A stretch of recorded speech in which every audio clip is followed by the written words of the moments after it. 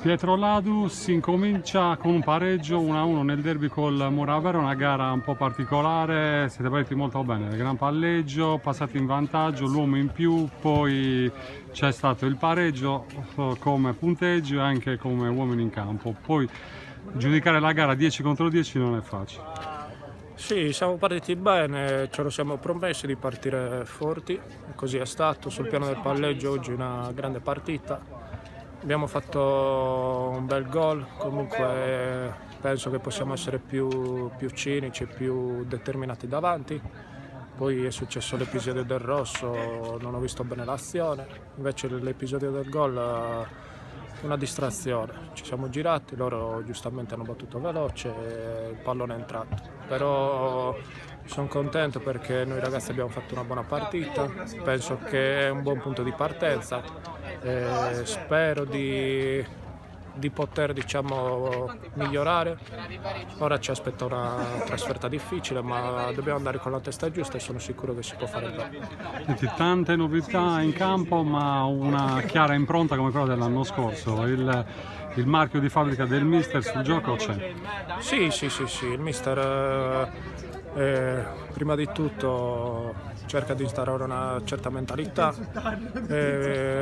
Abbiamo lavorato 30 giorni, ci siamo conosciuti, i ragazzi soprattutto sono uomini e seguono i dettami del mister, è importante. Abbiamo fatto un bel gioco, tutti sono coinvolti, grandi e piccoli, ci vuole solo un po' più di determinazione e sono sicuro che ci divertiamo. Volevate una vittoria, è arrivato un pareggio, però siccome tu conosci tutti i giocatori del Muravera, sai anche il peso di questo pareggio.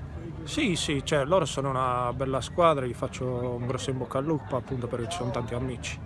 Era un derby comunque sentito, noi volevamo partire con una vittoria in casa, però in settimana io e chi conosce i ragazzi del Bonavera abbiamo messo in guardia la squadra perché hanno dei valori importanti, è un pareggio, va bene così anche se poteva essere una vittoria, però possiamo fare meglio, questo è poco ma sicuro. Tra l'altro l'ultima gara è ufficiale, è stata oltre un mese fa, quindi per voi era importante anche testarvi una partita che dava punti. Sì, a Potenza abbiamo fatto un'ottima gara anche se siamo durati un'ora. Adesso stiamo entrando in forma, penso che ci siano ancora dei margini di miglioramento. La squadra secondo me c'è, manca un po' di convinzione davanti e secondo me si può fare di più. Senti Pietro, è chiaro che la mente va anche all'anno scorso, al bellissimo campionato, vi state scoprendo giorno dopo giorno, non si capisce dove potrà arrivare l'anno.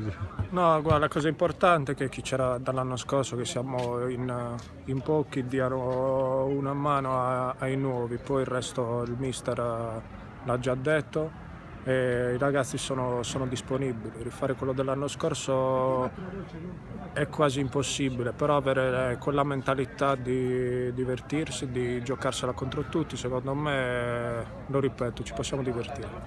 Pietro, a lei spiegata questa scelta? A Diario Sportivo no, quindi te la chiedo.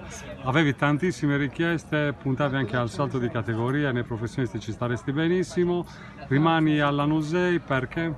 No, vabbè, qua mi sento bene, è vero che ho avuto tante richieste, magari un salto di categoria si è sfumato, ma non ho nessun rammarico.